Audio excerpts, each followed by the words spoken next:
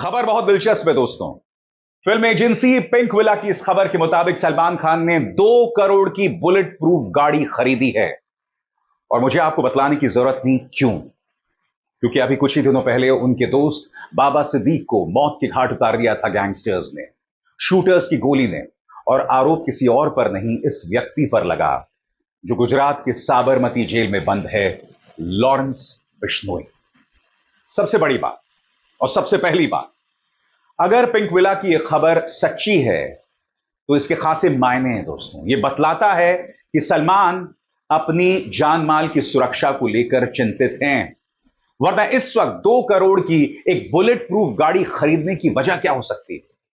यही नहीं, उनके पिता सलीम खान भी सामने उभर कर आते हैं और एबीपी न्यूज को एक इंटरव्यू में कहते हैं कि उनके बेटे ने काले हिरण का शिकार ही नहीं किया। एबीपी न्यूज को यहां पता होना चाहिए कि सलमान खान को काला हिरण के शिकार में 5 साल की सजा मिल चुकी है, 10,000 रुपए का जुर्माना है। 1998 में हम साथ साथ हैं कि शूटिंग के दौरान यह घटना हुई थी। अगर यह काम सलमान खान ने नहीं किया तो किसने किया? इस बात को लेकर स्पष्टीकरण देना चाहिए सलीम खान साहब को। मुझे बहुत अचरज हो रहा है एबीपी न्यूज के इस रवैये पर। क्या एबीपी न्यूज एक गैंगस्टर के हाथों में खेल रहा है? सबसे बड़ी बात, जब यह मामला सेटल हो चुका है अदालत के सामने, तो एबीपी न्यूज सबसे पहले सलीम खान साहब का इंटरव्यू करता है। उसके बाद वो बिश्नोई समाज के पास जाता है, जो सलीम खान और सलमान खान के खिलाफ बयान देते हैं। यह करने का अर्थ क्या है, मैं समझ नहीं पा रहा हूं। जब खुद लॉरेंस बिश्नोई इस वक्त जेल में बंद है, तो क्या उसकी धमकियों को इस तरह से ग्लोरीफाई करना सही है?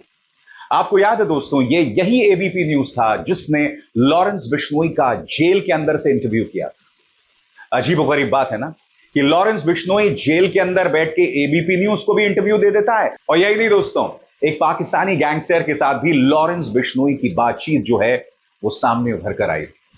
इधर पिंक विला कह रहा है कि सलमान खान ने बुलेट प्रूफ गाड़ी खरीदी, वहीं दूसरी तरफ दैनिक जागरण की एक खबर सामने उभर कर आई है जिसे भड़काऊ कहा जा सकता है। खबर के मुताबिक लॉरेंस बिश्नोई की धमकियों का सलमान खान पर कोई असर नहीं पड़ा, सिकंदर की शूटिंग बदस्तूर जारी है। दैनिक जागरण क्या कहता है आपके स्क्रीन पर। सिकंदर की नहीं रुकेगी शूटिंग। सलमान खान को जान से मारने की मिल रही धमकियों के बीच कयास लगाए जा रहे थे कि शायद उनकी अपकमिंग फिल्म सिकंदर की शूटिंग पर असर पड़ सकता है, लेकिन शायद ऐसा नहीं होगा। सलमान खान धमकियों से डरने वाले नहीं हैं। वो टाइट सिक्योरिटी के बीच एक्शन थ्रिलर मूवी सिकंदर की शूटिंग करेंगे। फिल्म की शूटिंग मुंबई की जगह कहीं और होने वाली है, जिसकी जानकारी सिर्फ कुछ लोगों को ही पता होगी। अब दिलचस्प बात यह है कि अगर आप दैनिक जागरण की इस खबर की भाषा पर निगाह डालें तो यह काफी भड़काऊ है। क्या दैनिक जागरण यह उम्मीद कर रहा है कि एक धमकी के चलते सलमान खान और पूरी फिल्म इंडस्ट्री अपने घर में बैठ जाएं? आखिर दैनिक जागरण कहने की क्या कोशिश कर रहा है? मैं फिर से लौटना चाहूंगा पिंक विला की इस खबर की ओर। इस वक्त यकीनन सलमान इस मुद्दे को लेकर दबाव महसूस कर रहे हैं, क्योंकि आपको याद होगा रोहित गोडारा के शूटर्स उनके घर गैलेक्सी अपार्टमेंट तक पहुंच गए थे और वहां से उन्होंने गोलीबारी की। बाबा सिद्दीक की हत्या के लिए मीडिया का एक बहुत बड़ा धड़ा सीधे तौर पर उनके जो सलमान खान के साथ ताल्लुकात हैं उसे मान रहा है। मगर कुछ और थ्योरीज हैं जो इस वक्त चर्चा में आ रही हैं, क्योंकि हमें नहीं भूलना चाहिए कि बाबा सिद्दीक का सीधा हाथ स्लम डेवलपमेंट को लेकर था, यानी झुग्गी झोपड़ी के पुनर्वास को लेकर था। और यह बतलाया जा रहा है कि बाबा सिद्दीक ने इस मोर्चे पर कई बिजनेसमैन को अपने दुश्मन बना लिए थे। तो एक थ्योरी इस बात की भी है कि कहीं ऐसा तो नहीं है कि इसके पीछे जो कॉन्ट्रैक्ट है वो किसी बिजनेसमैन ने दिया हो। या यह भी जो कहा जा रहा है कि भाई बाबा सिद्दीक को मारने की वजह सलमान खान से उनकी दोस्ती थी, यह महज एक थ्योरी है और हकीकत कुछ और है। हर गुजरते दिन के साथ लॉरेंस बिश्नोई का कद जो है अंडरवर्ल्ड की दुनिया में बढ़ते जा रहा है। अभी हाल ही में खबर आई थी कि उनके शूटर्स को सुपारी दी गई थी मुनव्वर फारूकी, कॉमेडियन मुनव्वर फारूकी की हत्या करने को लेकर। इंटेलिजेंस एजेंसीज की आखिरी मौके पर मुस्तैदी की वजह से मुनव्वर फारूकी की जान बच पाई।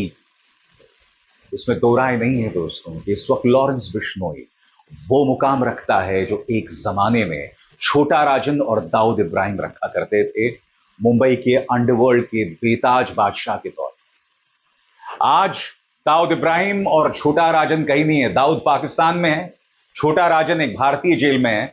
दिलचस्प बात यह है कि लॉरेंस बिश्नोई भी एक भारतीय जेल में है, मगर एक भारतीय जेल में रहने के बावजूद यह व्यक्ति हर गुजरते दिन के साथ ताकतवर होता जा रहा है। मसलन विकास यादव का मामला। दोस्तों, आप जानते हैं अमेरिका की FBI ने अपने मोस्ट वांटेड की फहरिस्त में, लिस्ट में विकास यादव का नाम जो है जारी किया। अब आप कहेंगे कौन विकास यादव? दोस्तों, विकास यादव के बारे में दो चीजें सामने उभर कर आ रही हैं। पहली बात, ये रॉ का एजेंट था, भारतीय गुप्तचर एजेंसी रॉ का एजेंट था। दूसरी बात, अभी हाल ही में दिसंबर में उसे गिरफ्तार किया गया था फिरौती वसूली को लेकर। रोहिणी में एक व्यवसायी है, उसे धमकाया था विकास यादव ने और उसके बाद उसे जेल में जाना पड़ा था और फिर यह रिहा हो गया। और दिलचस्प बात यह है दोस्तों, अमेरिका ने भारत को बताया था कि विकास यादव ने भारत में निखिल गुप्ता नाम के एक व्यक्ति को हायर किया, यानी कि उसे सुपारी दी। इसका मकसद था खालिस्तानी गुरपतवंत सिंह पन्नू को मौत के घाट उतारना। और सबसे दिलचस्प बात यह, विकास यादव के भी जो लिंक्स हैं वो लॉरेंस बिश्नोई गैंग से जुड़ रहे हैं। यहां पर गुरपतवंत सिंह पन्नू जो कि खालिस्तानी है, उसे मौत के घाट उतारने की साजिश रची जाती है। अमेरिका यह आरोप लगा रहा है कि उसमें विकास यादव नाम का शख्स है जो कि रॉ का एक एजेंट है। सबसे बड़ी बात, और यह बहुत बड़ी बात है, अगर वाकई भारत इसे अंजाम दे रहा था तो ये किस तरह की हल्की कार्रवाई है? आप इसे अंजाम दे भी रहे थे और आप पकड़े भी गए। इससे देश का नाम कितना खराब हो रहा है। मैं समझना चाहता हूं, क्या इस मुद्दे को लेकर राष्ट्रीय सुरक्षा सलाहकार अजीत डोभाल से सवाल किए जाएंगे कि आखिर हम इस मुकाम तक कैसे पहुंचे? भारत और कनाडा के बीच में तनाव है, मगर पूरी दुनिया इस वक्त कनाडा के साथ है। अमेरिका उनके साथ है ही। अमेरिका ने स्पष्ट कर दिया अपने एक बयान में, उन्होंने कह दिया है कि बहुत चिंताजनक बात है और हम कनाडा के साथ हैं। ब्रिटेन कनाडा के साथ है, ऑस्ट्रेलिया कनाडा के साथ है, न्यूजीलैंड कनाडा के साथ है। और सबसे बड़ी बात, गुरपतवंत सिंह पन्नू के मामले में भारत को चुपचाप एक दल भेजना पड़ा अमेरिका। भारत को यहां पर भी लाल आंख दिखानी चाहिए थी, अमेरिका को लाल आंख दिखानी चाहिए थी कि बगैर सबूत के आप ये बातें क्यों कर रहे हो। भारत ने यहां पर कोई लाल आंख नहीं दिखाई जिस तरह से वो कनाडा को दिखा रहे हैं। कनाडा को वो कह रहे हैं इस बात को लेकर कि भाई आपके पास कोई सबूत नहीं है, सिर्फ इंटेलिजेंस एजेंसीज के आधार पर, उनकी खबरों के आधार पर आप ये आरोप लगा रहे हैं। मगर सबसे बड़ी बात, भारत क्या ये मान रहा है कि गुरपतवंत सिंह पन्नू की हत्या की साजिश जो रची जा रही थी उसमें उसके अपने रॉ एजेंट्स कहां थे? ये पूरा मामला कितना गड्ढमड बन गया है दोस्तों, जिसमें रॉ, लॉरेंस बिश्नोई, भारत सरकार, अमेरिका, कनाडा, गुरपतवंत सिंह पन्नू, हरदीप सिंह निज्जर, सब किसी ना किसी तार से जुड़े हुए दिखाई दे रहे हैं। अंतर्राष्ट्रीय तौर पर यह भारत के लिए अच्छी खबर नहीं है, क्योंकि अगर भारतीय जनता पार्टी यह दावा करती है कि प्रधानमंत्री नरेंद्र मोदी विश्व गुरु हैं, तो सबसे बड़ी बात, कनाडा या अमेरिका भारत की बात क्यों नहीं मान रहा? अगर अमेरिका को लगता है कि भारतीय अधिकारियों ने एक साजिश रची उसके एक नागरिक को मौत के घाट उतारने की, तो उन्होंने यह बात इस तरह से खुलकर क्यों कह दी? क्या यह बात सीक्रेटली या प्राइवेटली नहीं हो सकती? क्या अमेरिका को भारतीय संवेदनाओं का बिल्कुल भी ख्याल नहीं था?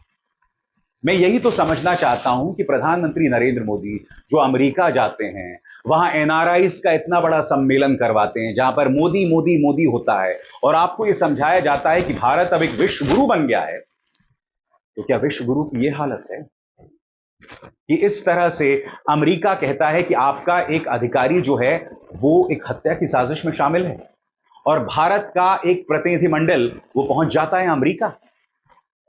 ये सवाल किए जाएंगे। अभिसार शर्मा को दीजिए इजाजत। नमस्कार। स्वतंत्र और आजाद पत्रकारिता का समर्थन कीजिए, सच में मेरा साथी बनिए। बहुत आसान है दोस्तों, इस ज्वाइन बटन को दबाइए और आपके सामने आएंगे ये 3 विकल्प, इनमें से एक चुनिए और सच के इस सफर में मेरा साथी बनिए।